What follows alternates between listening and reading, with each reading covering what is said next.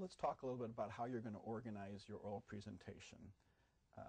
As I said before, you're going to follow the basic outline of the written record, but you do not have to comment on something from each individual section of that written record. If there's nothing relevant in the social history that pertains to the HPI, you don't even need to bring it up.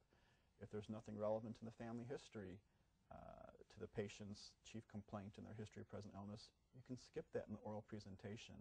Again, if the team has a question, they'll ask you about the family history at the end of your presentation.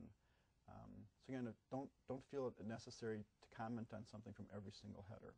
But this is what you do need to comment on. Again, you need to give us the patient's age and their sex as their identifying data. You do need to give us the chief complaint, and you do need to tell us the HPI as a story. And then you can skip those sections that don't contribute to the differential diagnosis or your diagnosis. Now, having said that, I think it's always important to include the list of the patient's medications. You don't necessarily have to tell us the dose and the frequency, but it's important to the team to know if the patient's on 5 different medicines, what those 5 different medications are. And furthermore, if you took that history and you don't know what 1 or 2 of those medicines are, you better look that medicine up before you give your oral presentation, because that can be a real clue to their other significant medical problems.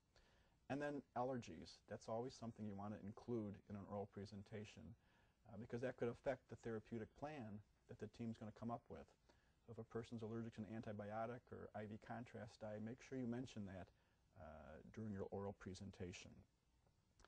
Again, as I mentioned before, maybe you don't need to mention anything from the surgical history. If it's just, again, if they have chest pain, you don't need to know about bunion surgery or that they had their tooth extracted 2 years ago. You don't need to know about their childhood immunizations if they're coming in with chest pain. So again, you could just totally skip those sections. And then when you go to the physical examination, the vital signs are vital. So make sure you make a mention of the vital signs. If they're all normal, it might be enough just to say that the vital signs were normal. But if they're not, let the team know what those vital signs are. If they have a fever, tell us what the temperature is.